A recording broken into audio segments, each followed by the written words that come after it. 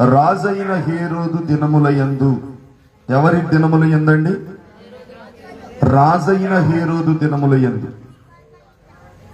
ఈ మాట దేనిని తెలియజేస్తుందంటే హిస్టరీని తెలియజేస్తుంది. చాలా మంది ఈ రోజులో ఇంటర్నెట్లో యేసు ప్రభు వారి చరిత్రలో ఉన్నారని ఎవరైనా రుజువు చేస్తారని ప్రశ్నిస్తున్నారు. కానీ లేఖనము చెబుతున్న వాస్తవం ఏమిటంటే ఆయన రాజైన హేరోదు దినములయందు పుట్టాడు.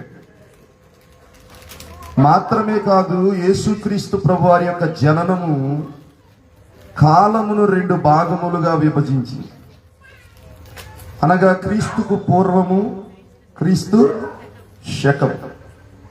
చాలా మంది అంటున్నారు యేసయ్య చరిత్ర పురుషుడు కాదు అంటున్నారు. కానీ మీకు ఇంగ్లీష్ మీద అవగాహన ఉంటే హిస్టరీ స్పెల్లింగ్ HISTORY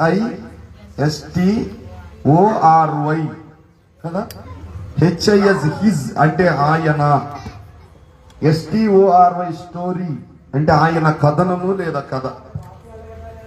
ఆయన జననము, ఆయన మరణము, ఆయన పునరుద్ధానము కాలమును 2 భాగములుగా విభజించింది. మీరు గమనించండి, ఈ రోజులలో ఏ డాక్యుమెంటేషన్ రైటింగ్ మనం తీసుకున్నా, ఏ స్థలము గాని ఆస్తి గాని రిజిస్ట్రేషన్ అవ్వాలన్నా డేట్ వేస్తూ ఉంటాం. ఆ డేట్ మరి ఎవరి దగ్గర నుంచి మరి లెక్క కట్టారు? యేసయ్య పుట్టిన నాటి నుంచి ఇప్పటి వరకు 2025 సంవత్సరాలు. యేసు ప్రభువును నమ్మని వారైనా నమ్మిన వారైనా ప్రతి ఒక్కరూ ఒక డేట్ వాడుతున్నారు. అంటే దానికి కారణము యేసయ్య జననము.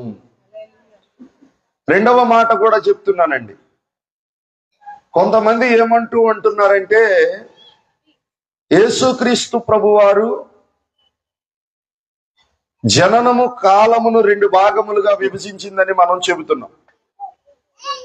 మరి క్రీస్తుకు పూర్వము ఇంకా సమయం ఉంది కదా, అంటే యేసయ్యకు ముందు చాలా కాలం ఉంది కదా, అంటే యేసయ్య నిన్నగాక మొన్నొచ్చినోడు అంటున్నారు. మళ్ళీ దీనికి క్రైస్తవులుగా మనం అందరము నేర్చుకొని సమాధానం ఇవ్వవలసిన వాస్తవం ఏమిటంటే, మీరు నన్ను చూసి ఎన్ని సంవత్సరాలు ఇప్పుడు చెప్పండి? ఒక 5 సంవత్సరాలు, 3 సంవత్సరాలు, 4 సంవత్సరాలు.